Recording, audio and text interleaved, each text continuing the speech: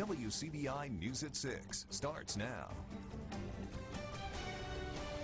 Good evening, everyone. From the pulpit to the checkout line to the classroom, the calls to change Mississippi's official state flag are growing louder. Thanks for joining us, everyone. Statements are coming fast in the economic development, religious, and education sectors of the state. But time is running out in Jackson. Sources tell WCBI that legislative leaders want to vote by Friday, which is the end of the session. Negotiations are continuing, but the votes in the House of Representatives aren't there just yet to suspend the rules to allow for a vote. 2/3 of the House and Senate must vote to approve the measure. Now, some of the most influential voices to remove Mississippi's flag are coming from the pulpit. Today, the Mississippi Baptist Association, a group representing more than 2,100 churches, wrote that the racial overtones of the flag's appearance make this discussion a moral issue, and that a stand against racism is a matter of biblical morality. In a news conference today, Sean Parker, the executive director of the Mississippi Baptist Association, called for the legislature to take down the flag. 38% of Mississippi is black, and many of those Mississippians are hurt and shamed by the historical symbolism of the current flag. For those who follow Christ, to stand by indifferently and allow this to exist is inconsistent with both of these clear teachings of Christ. This reality calls those of us who follow the Lord to stand up to help our hurting neighbor. In an essay published today, the executive director of the Reformed Theological Seminary also calls for changing the state flag. The Mississippi Development Council has long been on record for supporting a new flag. Today, the Mississippi Manufacturers Association, the Business and Industry Political Action Group, and the Mississippi Bankers Association joined them, and the presidents of Mississippi's community colleges have sent a strongly worded statement to Jackson asking lawmakers to take down the flag, stating now is the time for change to occur.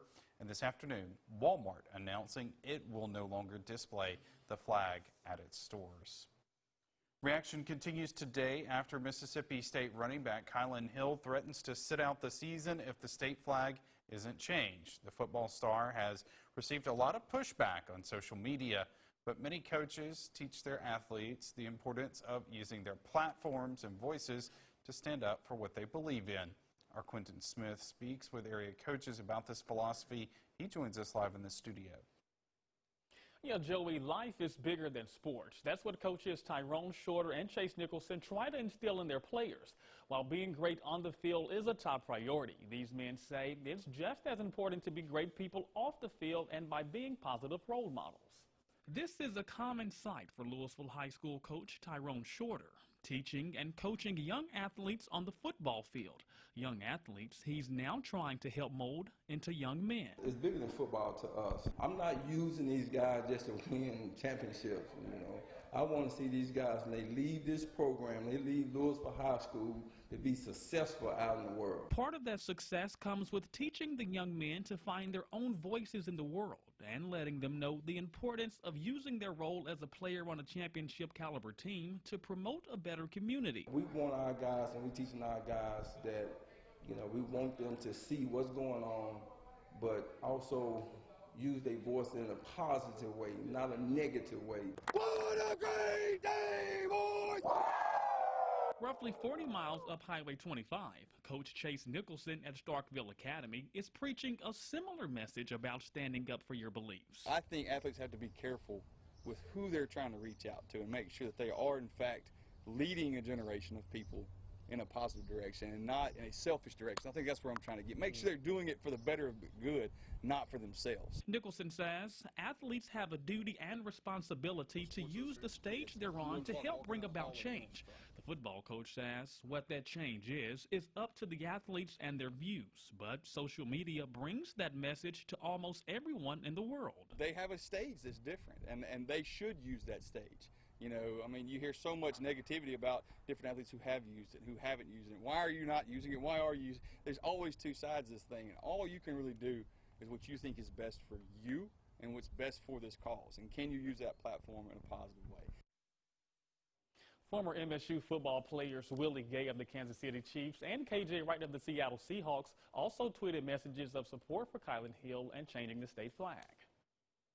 We've had some heavy storms move on through the region. The heaviest, though, now beginning to exit the WCBI coverage area. Right along the Noxubee-Kemper County line and south. The strongest storms with some very heavy downpours, but still raining here in Noxubee County at the current time. Also, the rain pulling away, or the heaviest rain pulling away from Aliceville and Pickens County. But that was a big batch that moved on through. Upstream, not really a lot going on. Once the lighter rain showers goes away, we'll have a decent sunset. Could be quite colorful with some of those higher clouds in place.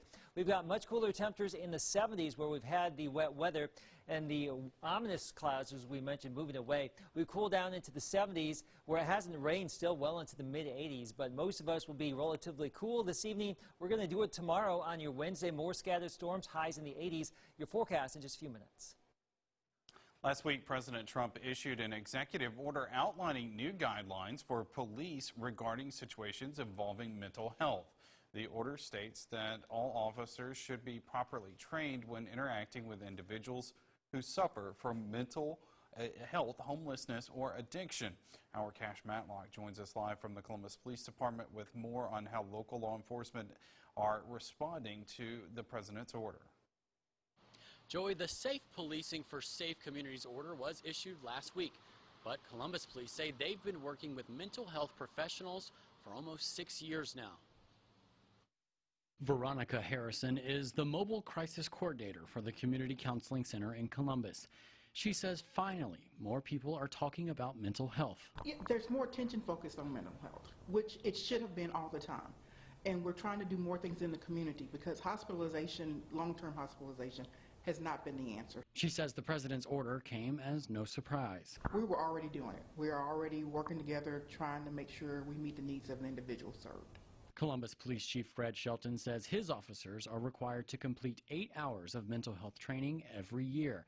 And if the situation calls for it, they can request a counselor on scene. We can call them any time of night, and they'll actually send a counselor out to come with us and work with us and talk and diffuse a whole lot of situations. On several occasions, we have called a person for community counseling. They'll send a counselor out, and they'll talk with that person, and they're able to talk with that person and get them to a point where they can get them the proper medication, and then we're able to take them and get them to help instead of taking them to jail. Shelton says it's important to treat people suffering from mental illness with decency and respect. When we're talking to a person, that person is not wanting to be in the condition that they're in. They're in a crisis. They're confused. They don't understand. Shelton says police do much more than just solve crime. When we talk about the basis of police, which is to protect and serve, and that's to serve all citizens. They are the peace officer, it's what they are. They're there to keep peace, maintain safety. That is normally what they do with us. Shelton says the next round of training for Columbus officers is next month. Reporting in Columbus, Cash Matlock, WCBI News. A national organization traveling the country honoring the lives of law enforcement officers who lost their lives in the line of duty makes a stop in Columbus this morning. The End of Watch Ride to Remember honored Lowndes County Constable Willie Hoot West, who died in May of 2019 in a car accident. Last year, 146 officers in the United States died in the line of duty. It's a healing process. You know, every single individual that's on this trailer, every single picture that's on this trailer is not just a picture or a name. It's actually a human being. It's a brother, sister, mother, son, grandfather, grandmother. And it's really important for me to be able to show that there's just a huge amount of love that's here that we can give back as well to the family and to the departments and show that there is love out here. Over the next month, Ride to Remember will visit 99 departments in 30 states. The group also raises money to help support families of fallen law enforcement officers. COVID-19 has been grounding travelers and flights, but things could be looking up for an area airport. We head to the check-in counter when we come back. You're watching WCBI's News at 6 with Joey Barnes. Welcome back, everyone. COVID-19 has been clipping the wings of local air travelers. Delta has cut back to just one flight a day into Golden Triangle Regional Airport. But there are some changes on the horizon. WCBI's Bobby Martinez joins us live in the studio with more. Bobby. Joey, that is right. GTR will be adding an extra flight per day in their schedule starting next month. And that's good news for area travelers. It's all about making the traveler feel safe. Not just aviation safe to where the airplanes are flying safely, but also health-wise. It's been a year of adjustments for the airline industry. COVID-19 grounded many air travelers, and that has led carriers to ground airplanes.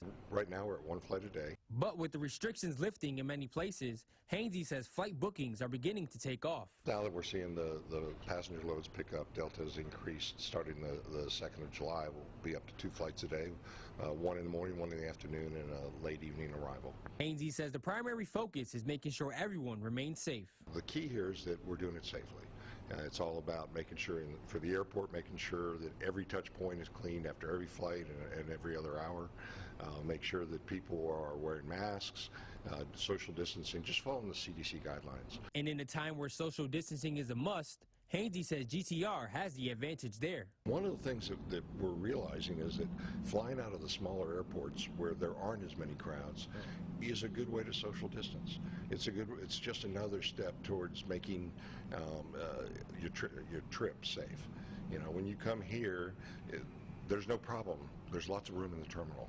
It's a small airplane, so there's not that many passengers. You're not going to wait in this huge crowded line like you get at some of the other airports. Hainsey said GTR is continuing to do their best to make sure every passenger experience is not only a good one, but a safe one as well.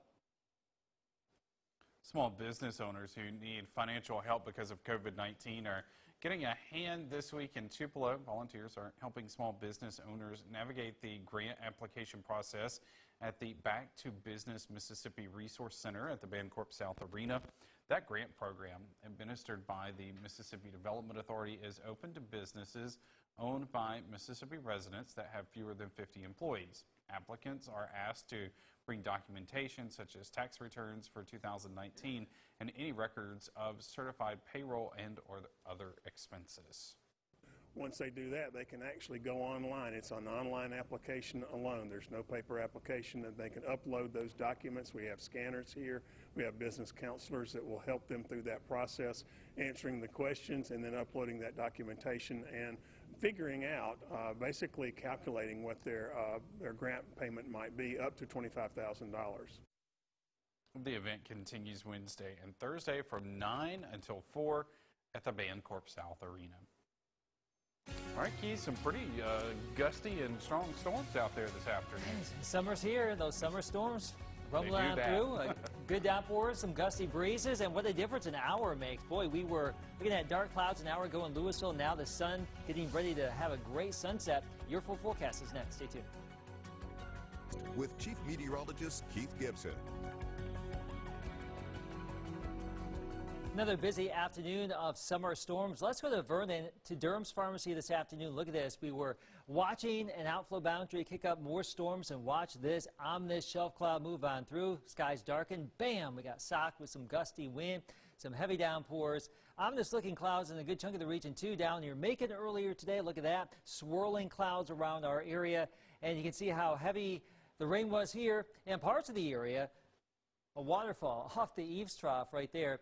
And always nice to see a rainbow on the backside of the storms leaving. That was near Louisville not too long ago. We appreciate the pictures. You can send them to us via Facebook, Twitter, Instagram, also the WCBI News app. Of course, you can get your latest forecast there as well. The heaviest rain on the way out. We still have some rain in Noxubee County. The rain is leaving Columbus, but we still have a little bit of light rain even into far northeastern Mississippi. But this is just how sporadic the rain has been over the last 12 hours. Some of you getting nothing or just a trace. Some spots getting several inches of rain today. Tupelo over 1.5 inches. Some spots up here northwest of Oxford getting 2 to 4 inches of rain. So these storms can really pack a punch. Wind gusts up to about 40 to 50 miles per hour today with some heavy downpours, but they worse the weather now leaving our area. So Futurecast picking up on the storms leaving. Can't rule out a few isolated showers or thunder showers during the night. I think most of the evening's looking good. A good chunk of the night should be okay, but we will just keep that opportunity for some rain on an isolated basis in the forecast for tonight. Lows in the upper 60s to around 70. Tomorrow, Mostly cloudy to begin, and then we'll bubble up some scattered showers and storms during the course of the day. Highs will be somewhere in the middle 80s, so warm and steamy, not too terribly hot, just very humid, and we'll have an opportunity for more of those scattered storms. And some of those could be locally strong, too. We have a frontal boundary draped across the region. There's an area of low pressure slowly moving in Texas, and that low pressure is going to ride that front over the next day or two and move across our region. So that is why we do have a chance for more showers and storms. Not so much in the morning, as we mentioned. Tomorrow afternoon, likely much like what we had today, scattered storms around roaming. We don't know exactly where they're going to go. There could be some gusty storms, heavy downpours, thunder and lightning. Some of that rain could carry over into tomorrow night, into our Thursday as well. And then our rain chances will go down a little bit as we get into the weekend. We showed you what we had over the last 12 hours, rainfall all over the place. And looking out over the next 2 days, same story, rainfall ranging from a trace to several inches of rain. There's your 7-day forecast, mid-80s for you Wednesday and Thursday, getting back into the upper 80s Friday as our rain chances dwindle, back up to around 90 for the weekend into next week, but daily opportunities for rain through the weekend into next week as well. A familiar face returns to coaching football in Northeast Mississippi. That story next in sports. Local Ford dealers, go further. It was no surprise when legendary head coach MC Miller ended his retirement quickly to return to the gridiron. Now Miller is back coaching again in Northeast Mississippi. The former Louisville head coach takes over as the defensive coordinator at West Lowndes. Miller joins the Panthers after spending the 2019 season serving as the DC at Newton High School. Miller saying the retirement life simply just wasn't for him. Well, you know, when you retire, you get bored. You get bored of standing around home and doing nothing. You want something else to do. And I knew Coach King and everything, and he had talked to me about it last year. And I told him I might work something out this year, so he talked to me, and here I am up here in West Lowndes.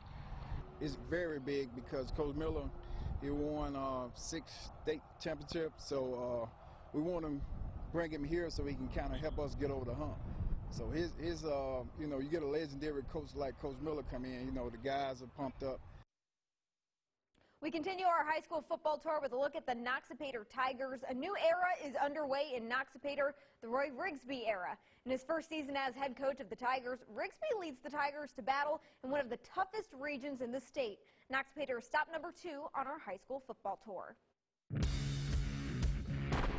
WCBI Sports 2020 High School Football Tour is brought to you by Itawamba Community College, Cannon Ford of Starkville, Monroe County Farm Bureau, Max South Broadband, and the Bank of Vernon. Hey, D-Block, we still here, baby. Hey, everything good. We still here. The Noxapater Tigers enter the 2020 season looking to build off of last year's success, but they will be doing so under new leadership. Former Natchez head coach Roy Rigsby now takes the reins of a program that has an established culture that he's looking to take up another level. What I'm trying to do is to continue to grow that culture, you know what I'm saying, to take off from where Orr put in and continue to build from there. And the kids been very receptive of it, you know, teach a great mentality and teach them exactly how we're going to play football. His energy has a practice, he gets everybody going, and he always lifts everybody up when they're down. A plus for Rigsby is that Noxapater returns one of the most dynamic playmakers in the state, Katie Carter, who rushed for over 2,000 yards and hauled in 33 total touchdowns. He's pretty important. He's usually the one that gets us going, too. Somebody messes up, he gets on them, and he just helps everybody click and get the plays rolling. He's a dynamic player. He got explosiveness. He plays with the right attitude, right kind of mindset. I believe that when you got a mobile quarterback or an explosive mobile quarterback, it always strengthens your offense. So as far as the schemes and dynamic, that's always been great. You know, but I think we're going to surprise some people. We got some young kids that's pretty good. Rigsby says the young guys are putting in the work to be ready for the Friday night lights. From last week to this week, they continue to improve, they continue to get better, and that's all I ask. I tell them all the time, I say, well, progress is mandatory. You know what I'm saying? You know, it doesn't matter where you are, improve. As long as you improve, you'll never have a problem with me, and they're doing that. With steady improvement and constant hard work, the Tigers look to be a force to reckon with come August. Hey, keep watching on us. Hey, keep watching. You'll see. Just keep watching. Reporting in Noxapater, Chris Bolton, WCBI Sports. WCBI Sports 2020 High School Football Tour with Noxapater is sponsored by Winston Plywood and Veneer. That's it for sports. We'll have more for you when we come back after the break. Stay with us. Heavy rain and storms on the way out. We should have a pretty nice sunset as these storms get out of here, and we saw some clouds in play, Joey, but more storm chances here for the next few days going forward. That's one good thing about these storms, too. They offer some nice sunsets. They do, and I really suspect we'll get some good ones, so if you have a camera, shoot some our way tonight. Yeah, just might see them at 10. There you go. All right, thanks, Keith. Thank you so much for joining us, everybody. Have a good night.